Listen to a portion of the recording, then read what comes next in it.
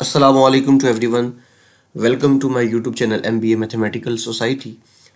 आज की इस वीडियो में हम लॉ ऑफ टेंजेंट्स की बात करेंगे कि जो आपके पास कोई भी ट्राइंगल है, चाहे वो राइट एंगल ट्राइंगल है, चाहे वो ऑब्लिक ट्राइंगल है, कोई भी ट्राइंगल है, आप उस ट्राइंगल में ये वाले लॉ यूज़ करके उसकी साइड्स को, उसके एंगल्स को फाइंड कर सकते हैं। तो आपकी स्क्रीन के ऊपर इस वक्त आपको एक स्टेटमेंट दिखाई देगी, इन any triangle with usual notations.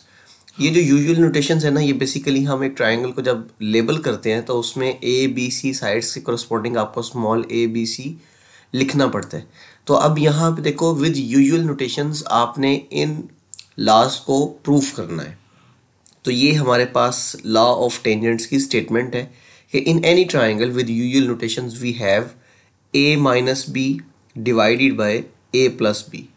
Equality के बाद tan alpha minus beta by 2 divided by tan alpha plus beta by 2, but condition is that a is greater than b। तो ये पहला लॉ है जिसमें दो साइड्स जो हैं वो यूज़ की गई हैं, a और b। तो अगर आप एक चीज़ नोट करें इसमें, तो लेफ्ट हैंड साइड में जो न्यूमरेटर में आपको दो साइड्स दिखाई दे रही हैं ए बी, उन्हीं के कोरस्पॉन्डिंग यहाँ पे आपको राइट साइड में दो एंगल्स मिलेंगे, अल्फा और बीटा।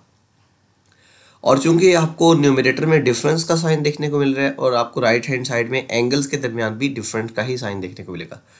तो स्टूडेंट्स, ये आपके पास है first law, a minus B divided by A plus B. Equality के बाद क्या आता है, tan a alpha plus minus beta over 2 divided by tan alpha plus beta over 2। इसी तरह सेकंड स्टेटमेंट में देखें तो ये हमारे पास सेकंड लॉ है जिसमें b और c साइड को यूज़ किया गया। तो b minus c divided by b plus c. Equality के बाद आपको मिलेगा tan beta minus gamma divided by 2, और डिनोमिनेटर में आपको मिलेगा tan beta plus gamma by 2। तो ये सेकंड लॉ है टेंजेंट का, जिसमें b और c साइड को यूज़ किया गया, और इसमें b चूंकि पहले नंबर पे है तो b is greater than c। अब थर्ड स्टेटमेंट देखिएगा, इसमें क्या है, दो साइड्स यूज़ की गई हैं a और c। तो इसमें जो आपके पास स्टेटमेंट देखने को मिल रही है वो है a minus c divided by A plus c. Equality के बाद आपको मिलेगा tan alpha minus gamma. a के कोरस्पॉन्डिंग आपको अल्फा मिल गया और c के कोरस्पॉन्डिंग आपको गैमा, और दोनों में डिफरेंस है, और डिवाइडेड बाई 2, और डिनोमिनेटर में मिलेगा tan alpha plus gamma divided by 2। तो ये हमारे पास हैं जी लॉ ऑफ टेंजेंट के कुछ आइडेंटिटीज़, इनको हमने आज प्रूफ करना है। तो आइए चलते हैं प्रूफ की तरफ। आपसे यही रिक्वेस्ट है कि वीडियो को एंड तक ज़रूर देखिएगा।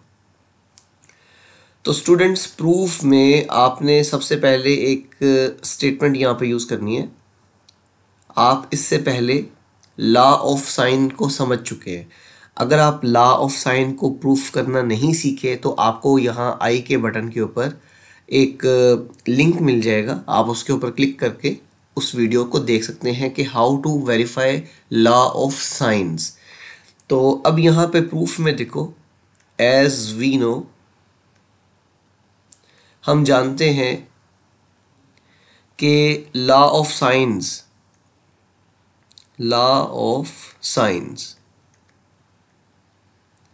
जो लॉ ऑफ साइंस है ना, उसमें आपको याद होगा हमने लिखा था a divided by sine alpha.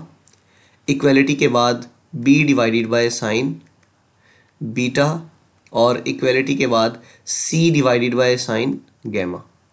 ये है जी लॉ ऑफ साइंस। हमने इस लॉ ऑफ साइंस में से कोई सी दो साइड, अगर हम यहाँ से a और b वाला रिलेशन जो है ये प्रूफ करना चाहते हैं तो सिर्फ हमें इन दोनों को यूज़ करना है, और अगर हम यहाँ से b माइनस सी वाला रिलेशन प्रूफ करना चाहते हैं तो हमें इन दोनों को सॉल्व करना है। तो अब ये डिपेंड करता है कि आपने इन तीनों में से कौन सी यहाँ पे स्टेटमेंट को पहले वेरीफाई करना है।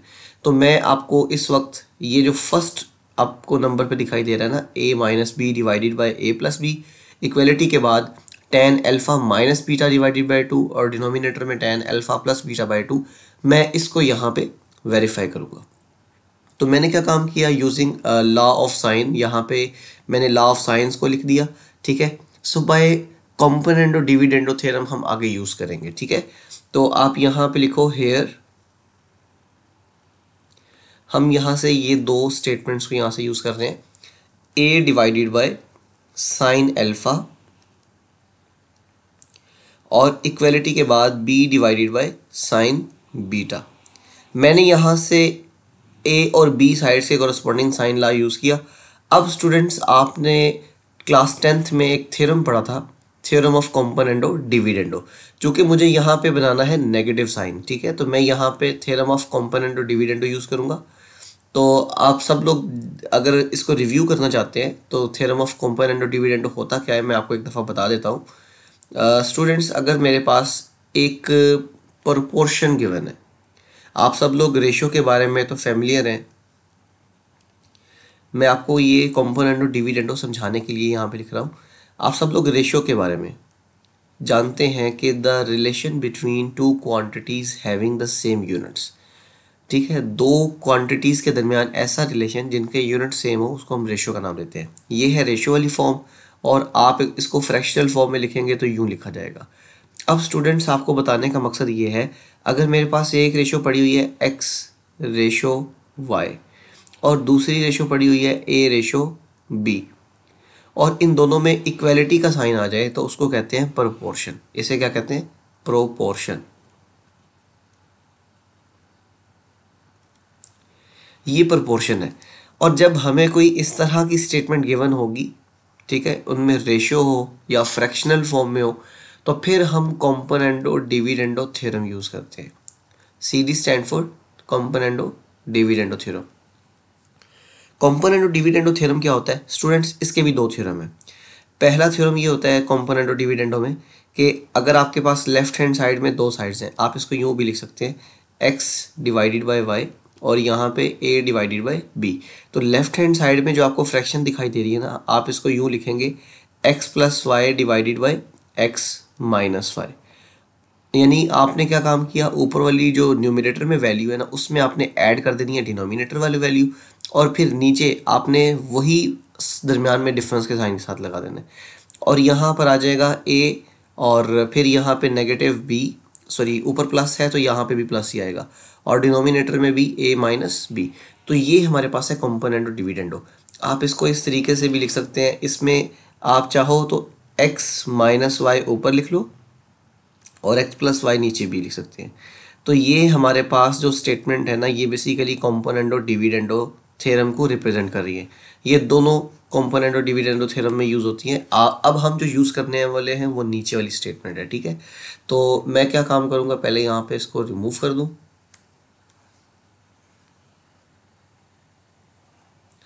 ओके जी, तो स्टूडेंट्स मैंने क्या काम किया, यूजिंग कॉम्पोनेंडो डिविडेंडो थ्योरम। हम यहाँ पे लिखेंगे पहले using componendo dividendo theorem. So students, using componendo dividendo theorem आपने क्या काम करना है, पहले इसको फ्रैक्शनल फॉर्म में लिखें, ठीक है। जब आप इसको फ्रैक्शनल फॉर्म में लिखोगे तो ये आ जाएगा a डिवाइडेड बाय b, और इक्वलिटी के बाद जब अल्फ़ा उधर चला जाएगा तो यहाँ पे sine alpha divided by sine beta आ जाएगा। आई होप यहाँ तक आपको समझ में आ गया कि हमने इस रिलेशन से ये बनाया, और अब हम इसके ऊपर यहाँ पे कॉम्पोनेंडो डिविडेंडो थ्योरम को यूज़ करने वाले हैं। तो स्टूडेंट्स, ये जब कॉम्पोनेंडो डिविडेंडो थ्योरम यूज़ किया जाएगा तो यहाँ पे लिखा जाएगा a minus B divided by a plus b, और यहाँ पे आपको जो राइट हैंड साइड है उसमें मिल जाएगा साइन अल्फ़ा, फिर माइनस का साइन आ जाएगा और यहाँ पे साइन बीटा आ जाएगा, और डिनोमिनेटर में स्टूडेंट्स आपको देखने को मिलेगा यहाँ पे साइन अल्फ़ा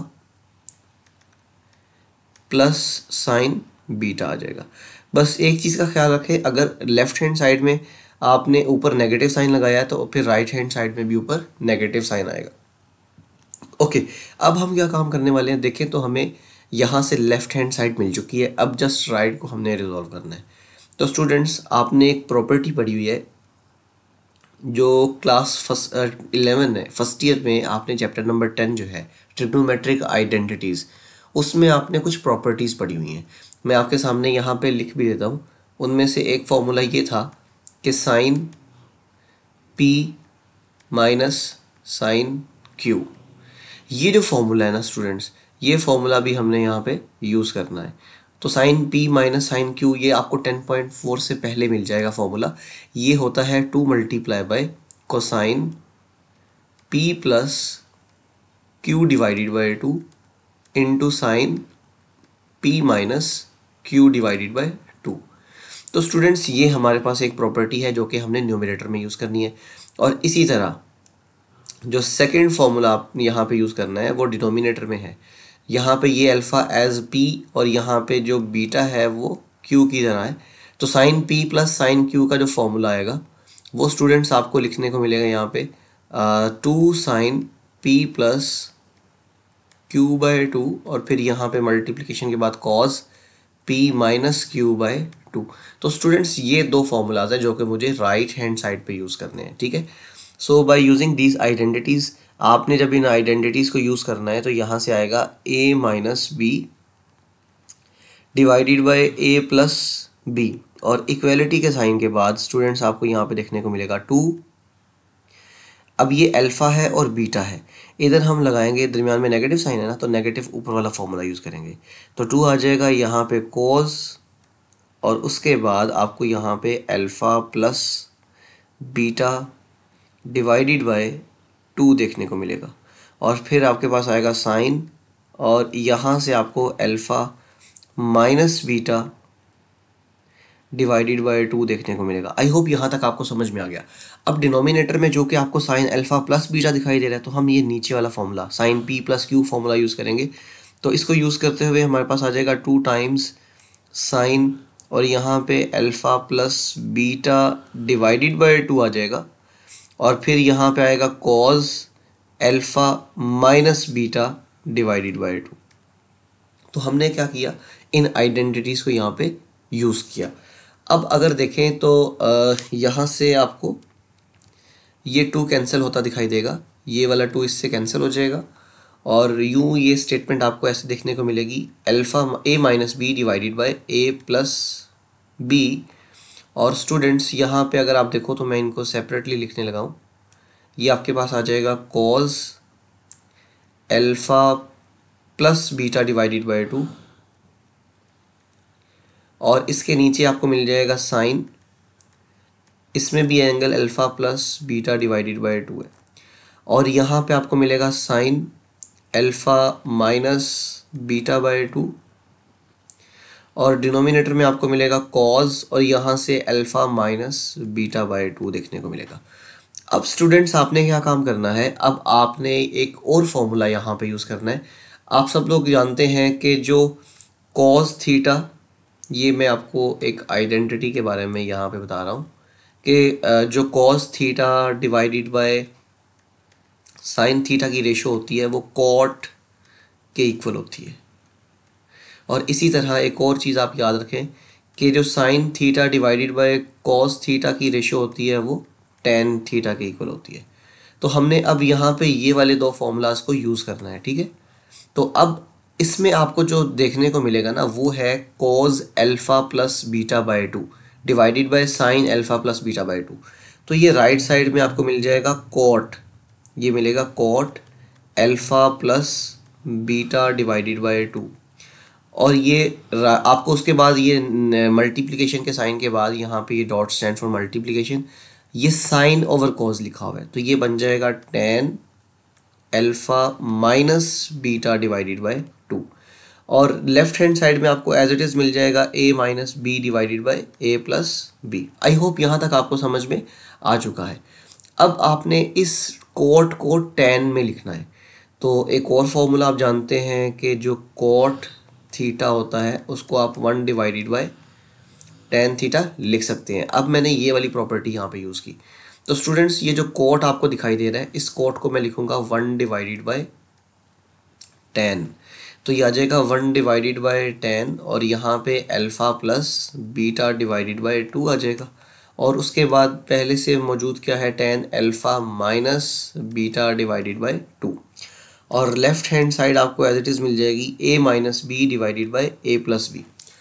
ओके स्टूडेंट्स, तो अब आप इन दोनों को अगर देखें तो ये चीज़ न्यूमरेटर में है और ये डिनोमिनेटर में है, तो आपके पास जो फाइनल इसका रिजल्ट आ जाएगा वो ये आएगा कि a minus B divided by a plus b, और इक्वलिटी के बाद ये आपको मिल जाएगा tangent alpha minus beta divided by 2, और डिनोमिनेटर में आपको मिलेगा tangent alpha plus beta divided by 2। I hope यहाँ पे आपको ये चीज़ें क्लियर हो चुकी हैं कि हमने इस थ्योरम को किस तरीके से, इस रिज़ल्ट को, इस लॉ को किस तरीके से वेरीफाई किया। तो स्टूडेंट्स ये देख सकते हैं आपके सामने ये सारी वर्किंग है।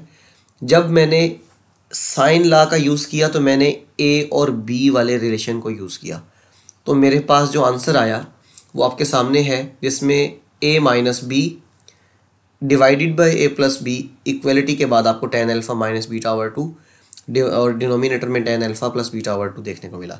तो ये है हमारे पास लॉ ऑफ टेंजेंट। इसका ये पहला रिजल्ट है जो हमने प्रूफ किया। अगर आप इसके सेकेंड रिजल्ट्स को प्रूव करना चाहते हैं, अगर आप यहाँ पे b माइनस सी और डिवाइडेड बाई b प्लस सी वाला रिजल्ट निकालना चाहते हैं, तो आपने लॉ ऑफ साइन में b और c को इक्वेट करना है और by using the steps similarly आपने ऐसे ही इन रिजल्ट्स को यूज़ करते हुए, थ्योरम्स को यूज़ करते हुए इसको प्रूफ करना है। और अगर आप a और c में रिलेशन निकालना चाहते हैं तो फिर आपने यहाँ पे साइन लॉ में a divided by sine alpha और c divided by sine gamma को इक्वेट करके सिंप्लीफाई कर लेना है। तो ये आपके सामने रिजल्ट जो आ जाएगा वो लॉ ऑफ टेंजेंट के रेफरेंस से होगा। आई होप ये वीडियो आपको समझ में आ गई। अगर वीडियो आपके लिए हेल्पफुल रही है तो वीडियो को लाइक करें, अपने दोस्तों तक शेयर करें और चैनल को सब्सक्राइब ज़रूर कर लें ताकि न्यू वीडियो की जो नोटिफिकेशन है वो आप तक ईजीली पहुँच सके। और मुझे अपनी दुआओं में याद रखिएगा। अगर आपका कोई सवाल है कमेंट सेक्शन में आप उसको पूछ सकते हैं। Thank you so much.